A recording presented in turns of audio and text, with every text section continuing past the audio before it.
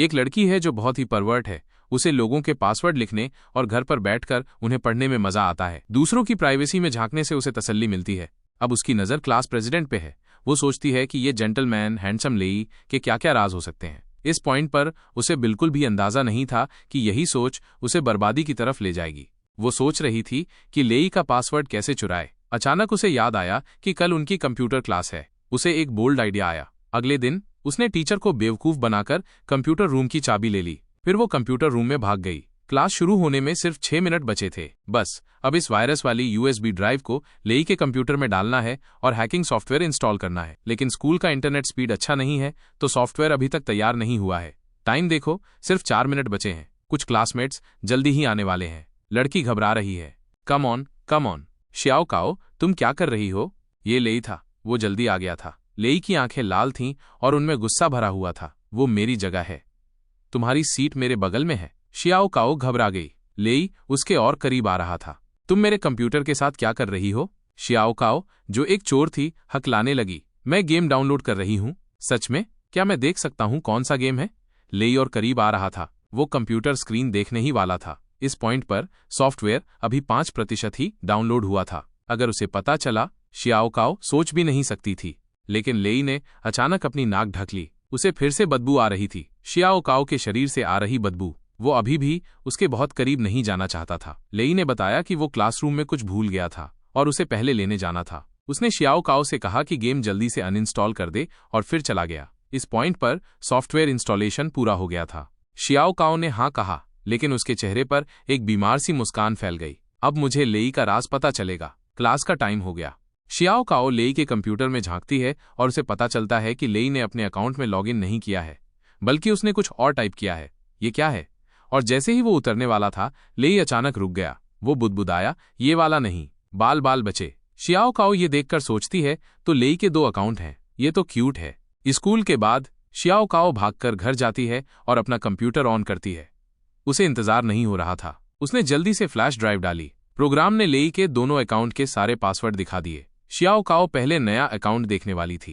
लेई ने ऑनलाइन क्या खरीदा है, उसने क्या कमेंट किया है। श्याओ काओ इतनी एक्साइटेड है, वो लॉग खुलती है। यहीं से शुरू करने का इरादा था, लेकिन अगले ही सेकंड उसकी पुतलियां सिकुड़ गईं।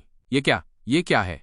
एक परवर्ट लड़की दूसरों की प्राइवेसी में झांकती है, लेकिन गलती से क्लास मॉनिटर का गहरा राज पता चल जाता है।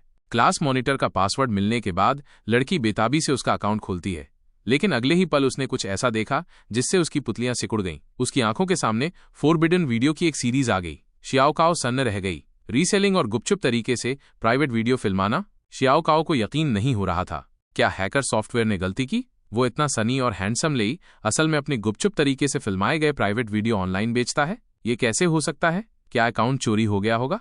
श्याओ काओ और खोदती है, लेकिन अचानक उसकी नजरें काली हो गईं। उसने एक डायरी एंट्री देखी। मेरा डेस्कमेट। क्या लेई का डेस्कमेट मैं नहीं हूं? उसने लॉक खोला। वो उससे नफरत से भरा हुआ था। मेरे डेस्कमेट की बदबू बहुत तीखी है। ये बिल्कुल मेरी माँ जैसी महकती है। मैं उसके बगल में बैठा हूं और ये मुझे मार रहा है। मैं और वीडियो बेचने वाला हूं। मैं अपनी माँ से बहुत दूर एक जगह जाने वाला हूं जहां कोई मुझे जानता न हो। श्याओ काओ की आंखें बड़ी हो गईं। लेई के लिए क्या मैं सिर्फ एक बदबूदार डेस्कमेट हूं? और फिर उसकी डिओड्रेंट स्प्रे करने की आदत याद आती है। ये मेरी वजह से है। श्याओ काओ चुप हो जाती है। वो वॉशरूम जाती है और खुद को फ्रैंटिकली साफ करने लगती है। उसने अपने हाथ 5 बार धोए, बाल 3 बार धोए। भले ही वो एक डूबी हुई चूहे जैसी लग रही थी, उसे कोई परवाह नहीं थी। अगले दिन लेई अभी भी उसे स्कूल पहुंचने पर नम्रता से नमस्ते करता है। धूप में उसे देखते हुए श्याओ काओ सोचती है, काश वो अकाउंट उसका न होता। काश लेई बस एक दयालु और नम्र मॉडल स्टूडेंट होता। श्याओ काओ ने अपनी कलम गिरा दी। वो उसे उठाने के लिए नीचे झुकती है। उसका दिमाग अभी भी कल्पना कर रहा था कि लेई ने वो लॉग नहीं लिखा। शायद इसे किसी और ने चुरा लिया था। तभी उसके बालों में से एक बाल लेई को लगा। लेई ने तुरंत उससे दूर हो गया। श्याओ काओ को देखकर उसे एक घिनौनी भावना आ गई। उसने डिओड्रेंट निकाला और स्प्रे करने लगा, लेकिन तभी श्याओ काओ ने ऊपर देखा। लेई की घिनौनी आंखें डिओड्रेंट के साथ मिलकर श्याओ काओ की आंखों के सामने आ गईं। उस पल श्याओ काओ ये नहीं बता सकती थी कि वो लुक असली है या नहीं। श्याओ काओ को आंखों में स्प्रे होने पर गुस्सा आना चाहता था, लेकिन लेई की कोमल चिंता सुनने के बाद चलो इसे भूल जाते हैं।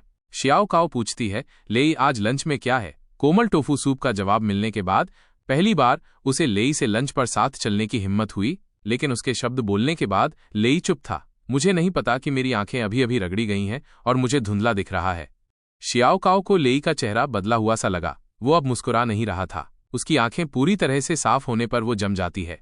कोमल और हैंडसम क्लास प्रेसिडेंट असल में एक परवर्ट है जिसे तस्वीरें लेना पसंद है। शियाओ काओ इस खबर पर यकीन नहीं कर पा रही थी, लेकिन अब उसे साफ दिख रहा था। उसकी आंखें साफ होने के बाद शियाओ काओ को लेई की आंखों में उसके लिए नफरत दिखी। ये लेई का असली रंग था। स्कूल के बाद शियाओ काओ गुस्से में घर गई। हाँ, वो लेई से बदला लेना चाहती है। शियाओ काओ अपना कंप्यूटर खोलती है और एक नया अकाउंट रजिस्टर करती है। उसने लेई के सारे गंदे काम और उसका असली पता और नाम लिख लिया और उसे लेई को एक फ्लर्टियस टोन में भेजा। ये सब करने के बाद शियाओ काओ के चेहरे पर एक बीमार सी मुस्कान थी। अब से तुम कभी वैसे नहीं रहोगे। उसे ये देखने का इंतजार नहीं हो रहा था कि कल लेई का चेहरा कैसा होगा। अगले दिन क्लासरूम में टीचर रोल कॉल लेना शुरू करती है, लेकिन जब लेई का नाम पुकारा गया तो किसी ने जवाब नहीं दिया। लेई स्कूल नहीं आया था। खाली सीट को देखकर शियाओ काओ सोचती है उसे जरूर सदमा लगा होगा। कोई बात नहीं, वैसे भी उसे कल यहां होना चाहिए। शियाओ काओ इसे गंभीरता से नहीं लेती, लेकिन उसके बाद लेई फिर कभी नहीं दिखा। वो पूरी तरह से गायब हो गया। लेई के माता पिता स्कूल पहुंचे। माँ रोती है, लेई एक अच्छा लड़का है, कभी घर से नहीं भागेगा, उसे कुछ जरूर हुआ है। टीचर लेई के माता पिता को दिलासा देती है और उसे याद दिलाती है कि स्टूडेंट्स अपनी जिम क्लास खत्म करने वाले हैं, चलो पहले ऑफिस चलते हैं। जैसे ही उसने ये कहा, स्टूडेंट्स वापस आ गए।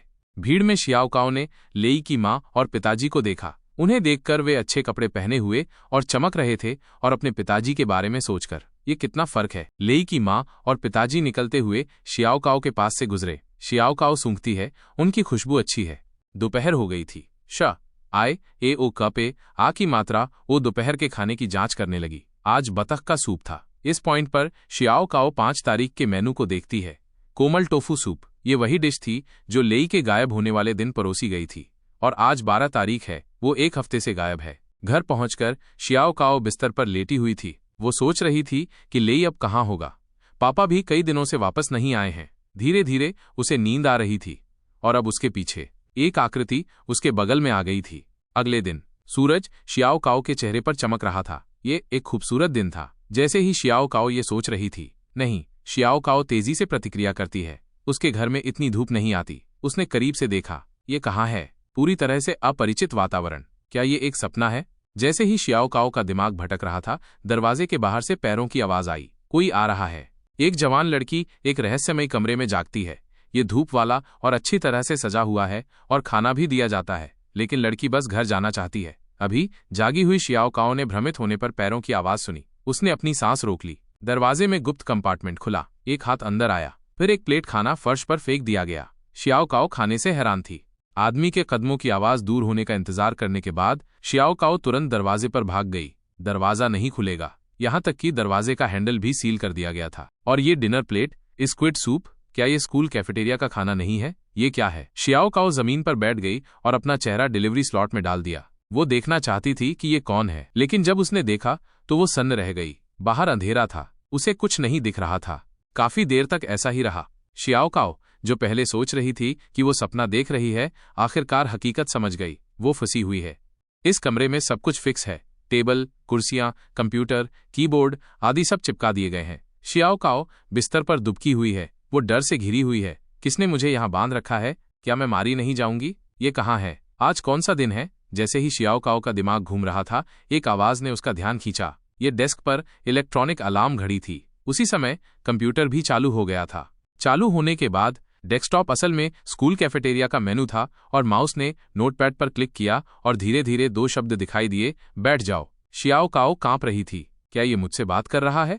मॉनिटर की वायर अगले कमरे तक जुड़ी हुई थी। कोई वहां से इस कंप्यूटर को ऑपरेट कर रहा है।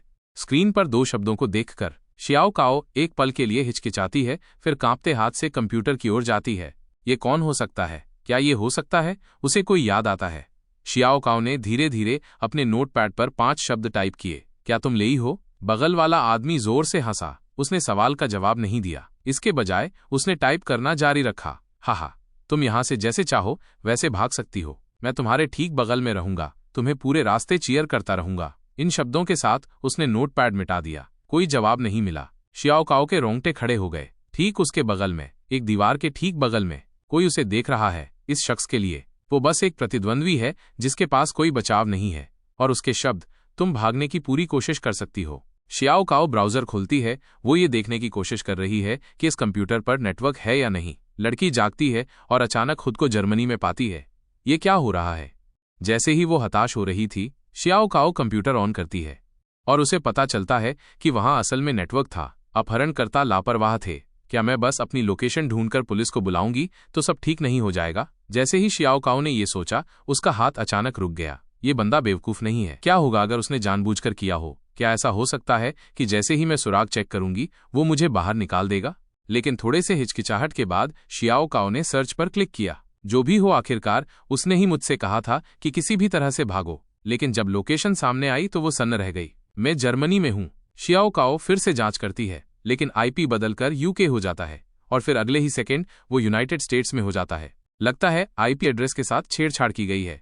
उसने फोरम पर पोस्ट करने की भी कोशिश की, लेकिन अगर वो ऐसा करती है तो कंप्यूटर क्रैश हो जाता है। शियाओ काओ हताश है। रेलिंग के बाहर की दुनिया को देखकर वो मुंह से लार टपकाती है। काश मुझे यहां से कूदने देते। ये सब नकली है ना? भ्रमित शियाओ काओ को लगने लगा है कि बाहर की इमारतें नकली हैं। अगर ये सपना नहीं है, मैं मर जाऊंगी, है ना? अगर ये सपना नहीं है, रुको, शियाओ काओ प्रतिक्रिया करती है। अगर बाहर की सड़क का दृश्य असली है, वो भागकर अपना कंप्यूटर ऑन करती है। वो मैप का उपयोग करके अपनी लोकेशन का पता लगाने वाली है। अपने पड़ोस की जांच करके शुरू करती है। शियाओ काओ जांच करती रहती है। मुंह अभी भी शिकायत कर रहे हैं। साफ साफ मैं कुछ घंटे पहले यहां थी। अब उसकी आंखें अचानक बड़ी हो गईं, क्योंकि उसने अपनी बात पूरी नहीं की। ये क्या है? ये कंप्यूटर पर है। शियाओ काओ को एक काली परछाई दिखती है। जूम करती है। एक आदमी उसे सीधे घूर रहा है। शियाओ काओ जम जाती है। वो अब समझ गई। आदमी सब कुछ जानता है। वो मेरे सारे विचार जानता है। कंप्यूटर पर उस आकृति का मुस्कुराता हुआ चेहरा कह रहा था, अज्ञानी और नीच इंसान, तुम मुझसे भाग नहीं सकती। चूंकि तुम इतनी दयनीय हो, मैं तुम्हें खुद बताऊंगा कि कहां देखना है। शियाओ काओ उसके इशारों का पालन करती है और स्क्रॉल करती रहती है। वो और काली परछाई खाली जगह में बातचीत शुरू करते हैं। शियाओ काओ उससे सवाल करती है, क्या मैं हास्यास्पद हूं? काली परछाई बात नहीं करती, लेकिन उसके चेहरे पर मुस्कान सब कुछ कह देती है। उसके तिरस्कार के साथ कैमरा चारों ओर घूमता है और वहीं वापस आ जाता है जहां से शुरू हुआ था। शियाओ काओ क्रैश हो जाती है। भावनाएं पूरी तरह से बेकाबू हो गई हैं। वो मुड़कर दरवाजे की ओर भागती है और अपनी लंच ट्रे उठाती है। फिर वो वापस भागती है और ट्रे को कंप्यूटर में दे मारती है। ये काफी नहीं है। शियाओ काओ मारना जारी रखती है। इस हिंसक तरीके से वो अपनी घबराहट और डर निकाल रही है। जब आप लंबे समय तक अंधेरी जगह में बंद रहते हैं तो क्या होता है? शियाओ काओ धीरे धीरे मतिभ्रम में जाने लगी है। वो खिड़की के पास खड़ी है, मुट्ठी से रेलिंग पर मार रही है। उसे परवाह नहीं है, भले ही उसका खून बह रहा हो। वो बस अब बाहर निकलना चाहती है। आखिरकार अपनी हताशा में उसने कूदने की भी कोशिश की। उसने अभी अभी तोड़े गए कंप्यूटर के टुकड़े उठाए, रेलिंग को घिसने के लिए तैयार। लेकिन जैसे ही उसने अपना हाथ उठाया, कमरे में एक रहस्यमयी गैस का छिड़काव होने लगा। ये रहस्यमयी आदमी है। वो शियाओ काओ को रोकने की कोशिश कर रहा है। बेहोश होने से पहले के आखिरी पलों में शियाओ काओ कोसती है, तुम कमीने। बेहोश होने के बाद शियाओ काओ की चेतना वापस स्कूल के मैदान में आ गई। वो क्लासरूम में घुसते ही लेई से टकराई। लेई ने हमेशा की तरह खुद को नमस्ते किया, अभी भी उतना ही कोमल और सनी। लेकिन जैसे ही शियाओ काओ ने जवाब दिया, लेई का लहजा अचानक बदल गया। क्या तुम्हें वो गंदा हाफ बेसमेंट पसंद नहीं था जिसमें तुम पहले रहती थी? क्या? शियाओ काओ ने अभी तक प्रतिक्रिया नहीं दी है। लेई सीधे उसकी तरफ चल रहा है। उसने अपना डिओड्रेंट निकाला और कहा, क्या तुम्हें धूप में रहना अच्छा नहीं लगता? क्योंकि वहां इससे कोई फर्क नहीं पड़ता कि तुम किसी की प्राइवेसी में झांक रही हो या उनकी जिंदगी बर्बाद कर रही हो। लेई को ऐसे देखकर शियाओ काओ एक पल के लिए प्रतिक्रिया नहीं देती। लेई उसे चिढ़ाता रहता है, क्या तुम्हें बदबूदार पिता भी पसंद नहीं है? ये नहीं बदलेगा। डिओड्रेंट शियाओ काओ के चेहरे पर स्प्रे हो गया। लेई का चेहरा पानी की बूंदों में झलक रहा था। ये नहीं बदलेगा, सब एक जैसा है। अगला अलार्म बजता है। शियाओ काओ धुंध में जागती है। डेस्क पर कंप्यूटर भी ठीक हो गया है। परिचित शब्द, बैठ जाओ। दरवाजे पर खाना भी है। हालांकि सब कुछ बदल गया है, लेकिन एक जैसी सुबह फिर आ गई। लेकिन शियाओ काओ में अब लड़ने की कोई इच्छा नहीं है। उसे नहीं लगता कि वो कभी भाग पाएगी, तो उस आदमी के साथ क्यों झगड़ा करे? इसके अलावा मुझे बाहर क्या करना है? मेरे कोई दोस्त नहीं है और मैं बिल्कुल भी बाहर नहीं जाती।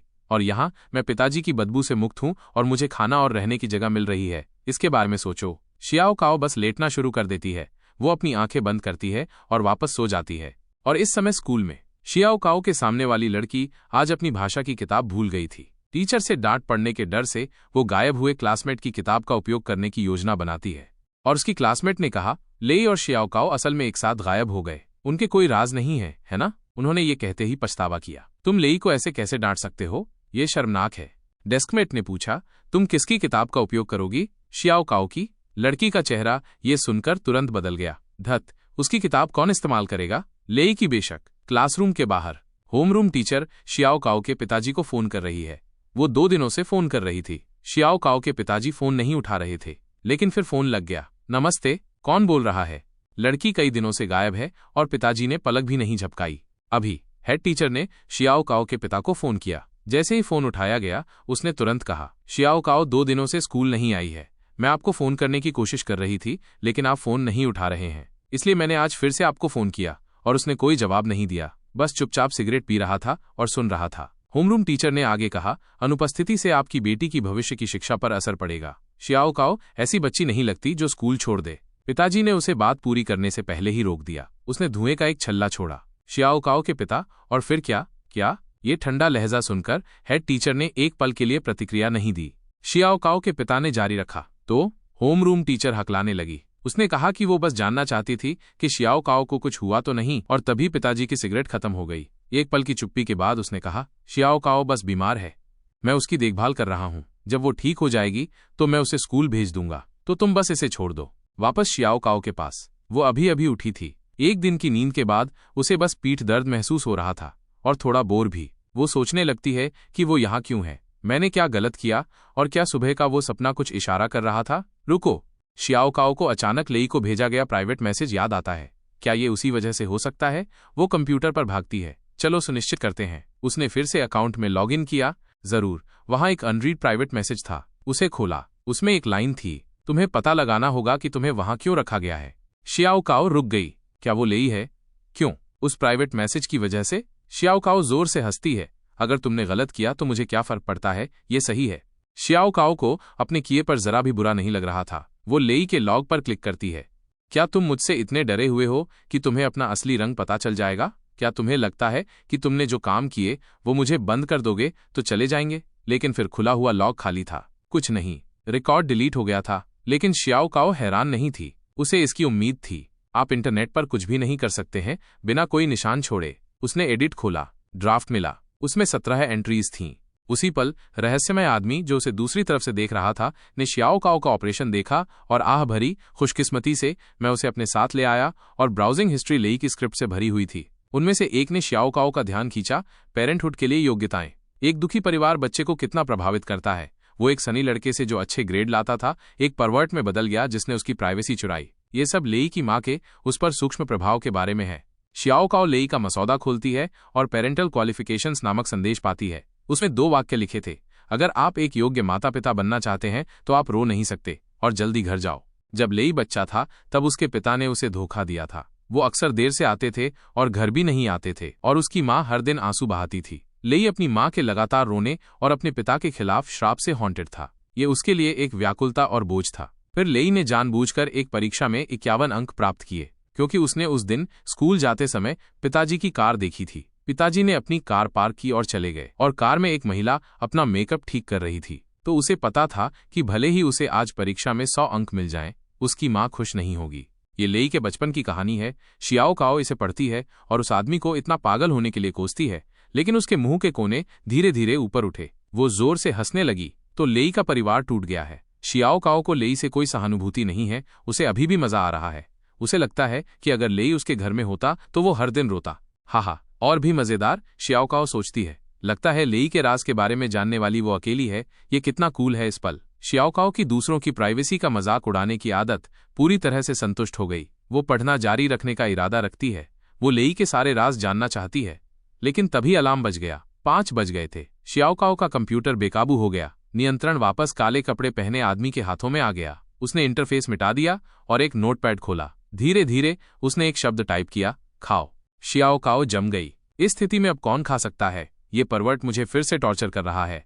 शियाओ काओ ने सीधे कंप्यूटर से जवाब दिया, तुम लेई हो, है ना? और बाहर वाला काले कपड़े पहने आदमी बस हल्का सा मुस्कुराया। उसने शियाओ काओ पर ध्यान नहीं दिया और इसके बजाय इमोजी भेजता रहा। वो इमोजी वाली मुस्कान शियाओ काओ को दिन के समय मैप पर उस आदमी की याद दिलाती है। धत, शियाओ काओ उस पागल को कोसती है। उसने कंप्यूटर स्क्रीन को फिर से तोड़ने के बारे में भी सोचा, लेकिन तभी कंप्यूटर पर एक वाक्य दिखाई दिया, मैं तुम्हें कुछ जरूरी बात बताता हूँ। वापस शियाओ काओ के पिता के पास। वो शियाओ काओ के कमरे में है। ये पहले से ही अव्यवस्था से भरा हुआ है। शियाओ काओ की जिंदगी के निशान अभी भी हैं, लेकिन पिता शियाओ काओ का जिक्र नहीं करते। इसके बजाय वो बिना किसी कारण के कहता है, खराब गंध, पुलिस को बुलाने की जरूरत नहीं होनी चाहिए, है ना? और फिर वो बस मुड़ा और चला गया।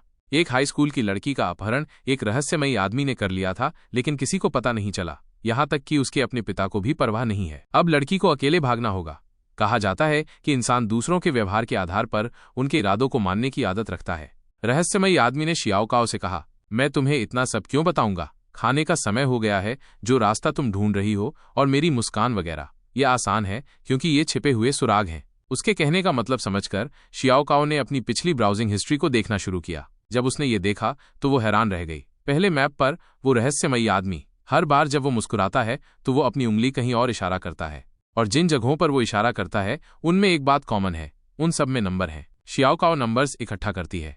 आखिरकार ये एक वेबसाइट निकली। उत्सुकता ने उसे साइट सर्च करने पर मजबूर किया। जो इंटरफेस सामने आया वो उसे बहुत जाना पहचाना लगा। क्या ये मेरे फोन की अनलॉक स्क्रीन नहीं है? क्या ये है?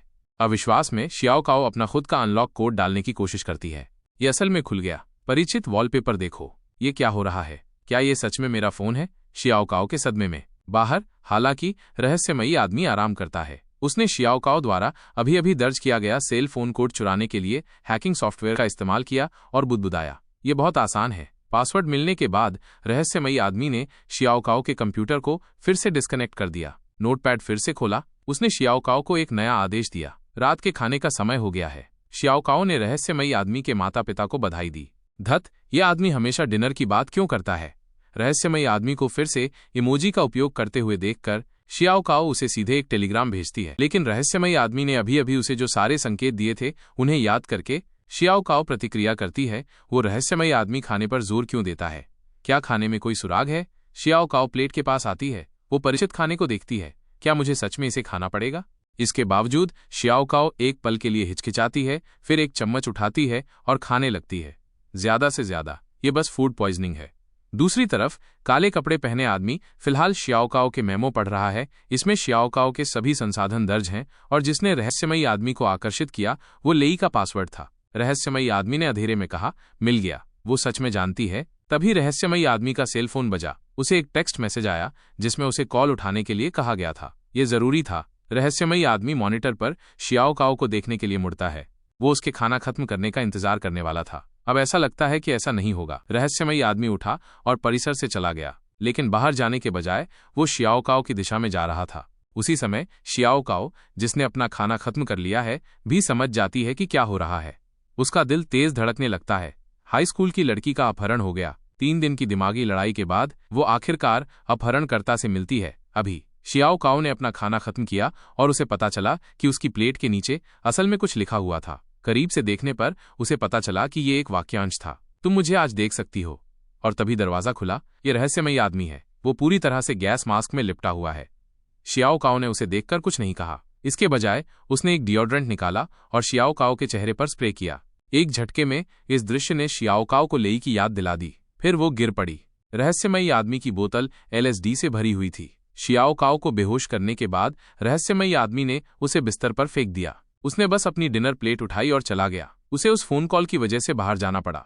मोड़ पर चलते हुए रहस्यमयी आदमी ने अपनी डिनर प्लेट कूड़ेदान में फेंक दी। संयोग से उसने अपना मास्क भी उतार दिया और फेंक दिया। निपटान के बाद रहस्यमयी आदमी फोन पर बात करते हुए दरवाजे से बाहर निकलने लगता है। जब वो बाहर आता है, बाहर शाम हो गई थी और तभी वो देख पाता है कि वो कहाँ है। ये एक आवासीय इमारत है। रहस्यमयी आदमी स्टेशन तक चला गया। उसके हाथ में फोन बजता रहता है। दूसरी तरफ वाला आदमी अभी तक नहीं उठा है।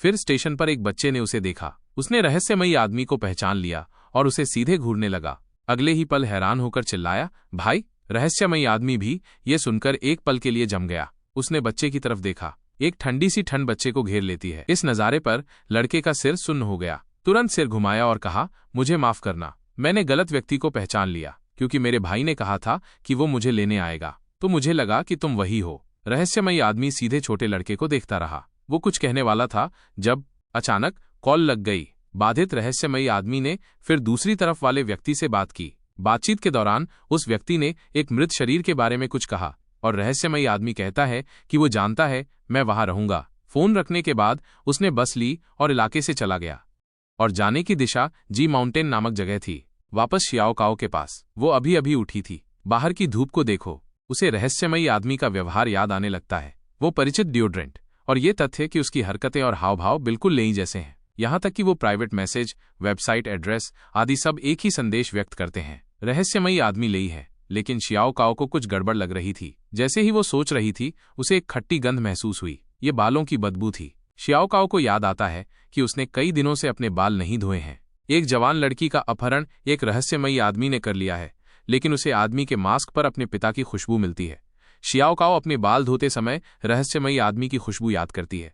ये एक ऐसी खुशबू है जिसे शियाओ काओ बहुत अच्छे से जानती है। ये डिओड्रेंट की फूलों वाली खुशबू नहीं है, ये उसके पिताजी के शरीर की तीखी बदबू है। इससे शियाओ काओ को असीम जिज्ञासा हुई, क्यों उस रहस्यमयी आदमी की गंध पिताजी जैसी क्यों है? ये जगह कहाँ है और मुझे यहाँ क्यों रखा गया है? ये वो बातें हैं जो शियाओ काओ जानना चाहती है, वो जांच करना चाहती है। तभी अलार्म बज गया। ये आपके रोजाना के कंप्यूटर सेशन का समय है। शियाओ काओ कंप्यूटर पर आती है। जब भी वो कुछ जानना चाहती है तो वो ऐसे ही कंप्यूटर खोलती है, चाहे वो दोस्त हों या दुनिया। जब तक सब कुछ कंप्यूटर के माध्यम से जाना जाता है, शियाओ काओ कंप्यूटर ऑन कर रही है। लेई के ड्राफ्ट लॉग सब मिटा दिए गए हैं, वेबसाइट भी डिस्कनेक्ट हो गई है। उस आदमी ने लेई के सारे सबूत मिटा दिए और मेरे फोन को हेरफेर किया। शियाओ काओ सोचती है, वो मुझसे क्या हासिल करने की कोशिश कर रहा है? अचानक उसे एक बात सूझती है, ये लेई का अनलॉक कोड है। शियाओ काओ खेद के साथ प्रतिक्रिया करती है, उसने जरूर मेरे फोन पर सब कुछ देखा होगा, उसने उन सबको डिलीट नहीं किया होगा, है ना? मुझे यही तो हासिल करना था। लेकिन जल्द ही वो फिर से शांत हो गई। उसे अब यहाँ रखा गया है, वो चीजें काम नहीं करती। वो लेई की जांच करना जारी रखने वाली है। मैं उसे नहीं छोड़ रही हूँ। शियाओ काओ ने सीधे फोरम की आधिकारिक वेबसाइट पर लेई का अकाउंट सर्च किया, लेकिन जो स्क्रीन सामने आई उससे उसकी पुतलियां सिकुड़ गईं। किम हेना का एसएनएस अकाउंट क्या है? रहस्यमयी आदमी शियाओ काओ से पहले की तरह ही पूछ रहा है और उसे लुभा रहा है। शियाओ काओ हैरान है। वो ऐसा क्यों पूछेगा? क्या वो ये जानने की कोशिश कर रहा है कि मैं सच में क्या जानती हूँ? इसके साथ ही वो शैतानी रूप से मुस्कुराई। तो जाओ और जांच लो। शियाओ काओ किम हेना का एसएनएस अकाउंट जानती है। उसका अकाउंट जानने के बाद शियाओ काओ ने उसने जो पोस्ट किया है वो भी पढ़ा है, लेकिन वो उसे अब उजागर नहीं करेगी। शियाओ काओ पब्लिक फोरम खोलती है। उसके पास एक आइडिया है, क्या ये सब असल में मैंने ही जांच की थी? लेकिन जैसे ही ये विचार आया वो टूट गया।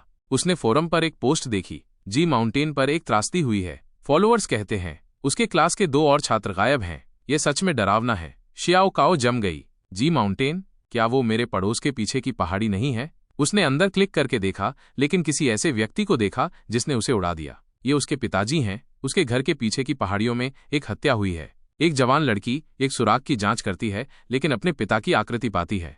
शियाओ काओ न्यूज़कास्ट चालू करती है और उसे पता चलता है कि एक रिपोर्टर असल में उसके पिताजी का इंटरव्यू ले रहा है। उससे पूछ रहा है कि क्या उसने कोई संदिग्ध व्यक्ति देखा है वगैरह। शियाओ काओ हैरान है। पिताजी का जवाब बहुत सार्थक है। ये एक कंस्ट्रक्शन साइट है, हर जगह संदिग्ध लोग हैं। शियाओ काओ स्क्रीन की इमेज देखती है और सोचती है, क्या रहस्यमयी आदमी चाहता था कि मैं ये देखूं? इसका मतलब है, क्या लेई का हाथ पिताजी तक पहुंच गया है? लेकिन अगले ही पल शियाओ काओ ने सिर झुका लिया और उसकी रुचि खत्म हो गई, क्योंकि अगर ऐसा है, रहस्यमयी आदमी की योजना खराब हो गई है। उसके पिताजी को चाहे कुछ भी हो, शियाओ काओ को परवाह नहीं है। ये बस इस बात की बात है कि कोई उसे पॉकेट मनी नहीं देगा। शियाओ काओ के परिवार में प्यार की कमी एक बड़ा कारण है कि वो ऐसी है। पिताजी के साथ उसका कोई पिता बेटी का रिश्ता नहीं है। वे बचपन में ही कुछ समय के लिए बातचीत करते थे। यहाँ तक कि पिताजी का काम भी शियाओ काओ ने उनके कपड़े देखकर अंदाजा लगाया था। उसे ये भी नहीं पता कि पिताजी कितने साल के हैं। शियाओ काओ को बस इतना पता है कि पिताजी के 2 दोस्त हैं, 1 और 2। शियाओ काओ के बचपन के दौरान उसके पिता ने बस उसे नजरअंदाज किया। जब शियाओ काओ जोर जोर से रो रही थी तब भी वो बस खाता रहा, और जब शियाओ काओ देखती कि पिताजी उस पर ध्यान नहीं दे रहे हैं तो वो जानबूझकर और जोर से रोती। तेज रोने की आवाज से पिताजी चिढ़ जाते हैं। वो अपनी जेब से अपना सेलफोन निकालते हैं। उसे अपनी चॉपस्टिक से कुछ बार टैप किया। शियाओ काओ को दिखाया कि वो इससे आकर खेल सकती है। उसे अकेला छोड़ दो। शियाओ काओ तुरंत भागकर फोन पकड़ लेती है और उससे खेलने लगती है। लेकिन पिताजी का चेहरा अंधेरा हो गया, क्योंकि शियाओ काओ ने असल में उनका कॉल लॉग खोल दिया था। ऊपर के कॉल लॉग्स में फ्रेंड 1 और फ्रेंड 2 के साथ छोटी शियाओ काओ सोच रही थी, इस तरह के व्यक्ति के दोस्त भी हैं। अगले ही पल पिताजी ने फोन ले लिया। उन्होंने लाल आंखों से शियाओ काओ से कहा, कॉल रिकॉर्ड ऐसी चीज नहीं है जिसे तुम यूं ही देख सको। हालांकि ये सिर्फ एक चेतावनी थी, लेकिन ये पहली बार था जब पिताजी ने शियाओ काओ से बात की थी, तो वो खुश थी। लेकिन फिर कुछ और भी था जो शियाओ काओ को बहुत अच्छे से याद है। वो एक तूफानी रात थी। शियाओ काओ पिताजी का मोबाइल फोन लेने के लिए रो रही थी, लेकिन उस दिन पिताजी उसके लिए एक अजनबी थे। पिताजी ने जब अपने जूते उतारे तो उनसे लाल पानी टपक रहा था, और उन्होंने जो कपड़े पहने हुए थे उनके सिर के ऊपर से भी खून जैसा लाल पानी आ रहा था। पिताजी की आंखें गुस्से से लाल थीं। ऐसा लग रहा था कि वो अभी अभी कुछ भयानक काम से लौटे हैं। उस पल एक गर्जना हुई। बिजली पिताजी पर गिरी। बारिश की बौछार। मेरे पिताजी खून के निशान के साथ घर आए। गरज की रोशनी उन पर पड़ी, जिससे उनका बेजान चेहरा विशेष रूप से हत्यारा लग रहा था। छोटी शियाओ काओ ये देखकर रोती है, लेकिन उसके पिता ने अपना जैकेट ऐसे ही उतार दिया जैसे कुछ हुआ ही न हो। फिर उन्होंने रेफ्रिजरेटर खोला और अपना डिनर निकालकर खाने लगे। शियाओ काओ को अभी भी रोते हुए देखकर उन्होंने अपना सेलफोन निकाला और उसे अपनी चॉपस्टिक से टैप किया। शियाओ काओ को इशारा किया कि आओ और उनके सेलफोन से खेलो। शियाओ काओ ने सेलफोन लिया और जानबूझकर पिताजी के कॉल लॉग्स देखने के लिए वापस गई। पिताजी का सबसे हालिया कॉल फ्रेंड एक के साथ था। समय शाम 6:57 था। उनके लौटने से ठीक पहले शियाओ काओ अपने सेलफोन को पकड़े हुए थी और कुछ पूछताछ करने वाली थी, लेकिन अगले ही सेकंड फोन उससे ले लिया गया। पिता ने अपना राज छिपाने के लिए फोन को जोर से शीशे में दे मारा। शीशे में लगे सेल फोन को देखकर शियाओ काओ जम गई। ये उसका बचपन है। ये व्यक्ति किस तरह का है उसे भी नहीं पता, और जो उसने अभी अभी किया है। उसके बाद पिताजी शांति से खाना जारी रखते हैं। एक टूटा हुआ शीशा पिताजी की आकृति को दर्शाता है, जैसे कि इशारा करने पर ऐसा लगता है कि पिताजी का एक टूटा हुआ अतीत है। वर्तमान में वापस आते हैं। पिताजी एक क्लासिकल म्यूजिक चैनल सुन रहे हैं। उन्हें सिगरेट जलाना पसंद है और कुछ सॉफ्ट म्यूजिक के साथ आराम करना पसंद है, लेकिन इस बार ये अलग है।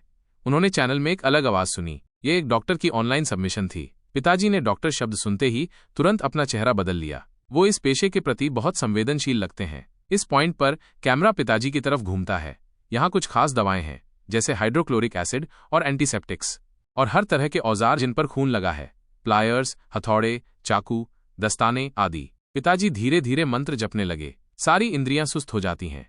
कैमरा दूर होते हुए उसे पता चलता है कि पिताजी इस समय घर पर नहीं है। इसके बजाय वो पहाड़ों में एक छोटे से लोहे के कमरे में हैं। एक दूरस्थ स्थान, दवाएं और खून लगे औजार, कुछ भी ये नहीं बताता कि पिताजी ने अभी अभी क्या किया है। म्यूजिक सुनने के बाद पिताजी उठते हैं और वर्कबेंच पर जाते हैं और अपने औजार पैक करना शुरू करते हैं। सब कुछ बैग में डाल दिया जाता है और ले जाया जाता है।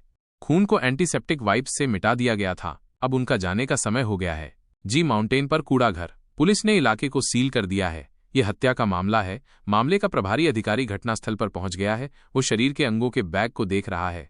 पहली बार एक मृत शरीर को देखना कितना असहज होगा। ये छोटा पुलिसकर्मी बस उल्टी कर रहा था। ये टूटे हुए शरीर का एक रहस्यमयी मामला है। हत्यारे ने पीड़ित के शरीर को काट दिया और उसे निर्माण स्थल के लैंडफिल में फेंक दिया। साइट पर बहुत सारे लोग आ रहे हैं और जा रहे हैं। तलाश मुश्किल होगी। इस मामले के प्रभारी अधिकारी ने अपने अधीनस्थों को शरीर को ऑटोप्सी के लिए भेजने के लिए कहने के बाद कहा। हालांकि आजकल ये शायद ही कभी खबरों में आता है, लेकिन सच्चाई ये है कि हत्याएं अभी भी हो रही हैं। बस वो सीरियल किलर बनने से पहले पकड़ लिए जाते हैं। आज के समय में पुलिस के पास वैज्ञानिक जांच, निगरानी, कार रिकॉर्डर आदि हैं। एक हत्यारे के लिए कोई जगह नहीं है छिपने के लिए। ये सब कहने के बाद अधिकारी ने अपने अधीनस्थ को एक निगरानी कैमरे की ओर देखने के लिए कहा। उसे हाल ही में एक भावना हुई है। ऐसा लगता है जैसे मशीन और आदमी दोनों हर समय किसी को देख रहे हैं। शियाओ काओ की तरफ। वो उस अंधेरे कमरे में 10 दिनों से है। निगरानी के अनुसार उसने पिछले कुछ दिन खाने, सोने और खाने में बिताए हैं। बाकी दिन कंप्यूटर से बातचीत में बीतता है। अब तक शियाओ काओ अक्सर खुद से ज्यादा बातें करने लगी है। पागलों की तरह शिकायत कर रही है कि यहाँ का खाना सच में खराब है, लेकिन वो फिर भी उसे खत्म करती है। वो ये देखना चाहती है कि क्या रहस्यमयी आदमी ने प्लेट के नीचे कोई और सुराग छोड़ा है। लेकिन यहाँ अजीब बात है, उस रहस्यमयी आदमी से मिलने के बाद उसे कोई संदेश नहीं मिला है। लेकिन दिन हमेशा की तरह चलते रहे। हर दिन रात के खाने के ठीक बाद अलार्म बजता है। 9 बजे शियाओ काओ का इंटरनेट टाइम होता है। वो स्वाभाविक रूप से कंप्यूटर पर जाती है, एक पालतू कुत्ते की तरह। वो यहाँ के जीवन के हिसाब से ढल रही है। हर दिन जब शियाओ काओ अपना कंप्यूटर ऑन करती है तो वो लेई का होम पेज और जर्नल खोलती है जैसे वो काम पर हो। फिर वो अकाउंट नंबर सर्च करती है, लेकिन कुछ नहीं मिलता। बोर होकर शियाओ काओ फोरम पर जाकर लोगों को झगड़ते हुए देखने की योजना बनाती है। जैसे ही उसने पेज खोला, उसने एक टॉप स्ट्रीम आइडल की गपशप देखी। दूसरे पक्ष पर हिंसक गतिविधियों में शामिल होने का संदेह है। ये सार्वजनिक आक्रोश के बीच में है। नीचे की टिप्पणियां सभी उसे उसके माता पिता के लिए चिंता दिखाती हैं। उनमें से एक आदमी बहुत बुरा भला कह रहा था। इससे शियाओ काओ का ध्यान आकर्षित हुआ, लेकिन जब उसने उस व्यक्ति का होम पेज क्लिक किया तो वो प्राइवेट अकाउंट था। शियाओ काओ ने उस आदमी को अपनी रुचि भंग करने के लिए डांटा और बाद में किम हेना का SNS अकाउंट फिर से चेक करने का इरादा करती है। मुझे उसे देखकर कुछ अजीब मिलेगा, ऐसी उम्मीद नहीं थी। किम हेना कहती है कि वो अपने परिवार को स्थानांतरित करना चाहती है। वो अब अपने वर्तमान पड़ोस में नहीं रहना चाहती। ये भयानक है। शियाओ काओ सोच रही है कि ये आदमी क्या बकवास कर रहा है। अगले शब्दों ने उसका ध्यान खींचा। किम हेना ने किसी का जिक्र किया, कहा कि वो स्कूल में लोकप्रिय था, वो एक अच्छा छात्र भी था, वो उसकी अपनी बैक टेबल पर था। किम हेना का डेस्क, जरूर, वो मैं नहीं हूं। क्या वो लेई है? शियाओ काओ प्रतिक्रिया करती है। क्या लेई स्कूल गया था? क्या इसीलिए उसने मुझे पिछले कुछ दिनों से अकेला छोड़ रखा था? आपके क्लासमेट को क्लास में ड्रीम गाय के रूप में पहचाना जाता है, लेकिन एक दिन वो बस गायब हो गया। जब वो फिर से दिखा तो वो पहले से ही खबरों में था। उसकी हत्या कर दी गई थी, शरीर को काटकर एक लैंडफिल में फेंक दिया गया था, और तुम, जो उसके डेस्क पर थी, उसका अपहरण कर लिया गया, एक गुप्त कमरे में कैद। शियाओ काओ ने अभी अभी फोरम खोले थे और उसे ये चौंकाने वाली खबर मिली। वो तुरंत हैरान और विचलित हो गई। लेई मर गया? मुझे कैद करने वाला वो रहस्यमयी आदमी कौन है? शियाओ काओ बेचैन हो जाती है, उसे यकीन नहीं हो रहा है। सारे सुराग लेई की ओर इशारा करते हैं, लेकिन अब सच्चाई उसे बता रही है, लेई मर गया है। शियाओ काओ सर्च बार खोलती है, माउंट जी टाइप किया। वो खुद सबूत देखना चाहती है, लेकिन ठीक उसके बाद एक आधिकारिक संदेश सामने आया जिससे उसकी उम्मीदें टूट गईं। खबर में पीड़ित की पहचान लेई के रूप में की गई थी, एक एक शब्द करके। इसमें उसके स्कूल, क्लास आदि का भी विस्तार से वर्णन किया गया था। अब शियाओ काओ सन्न है।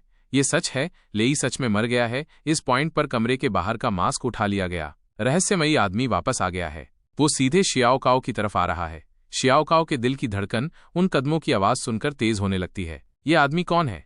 स्कूल की तरफ शियाओ काओ के डेस्क पर दो लड़कियां बात कर रही हैं। किम हेना कहती है कि उसके माता पिता उसे आज स्कूल के बाद लेने आ रहे हैं, उसे अब अकेले घर जाने में डर लगता है। दूसरी लड़की भी सहमत हुई। आखिरकार ये एक भयानक घटना है।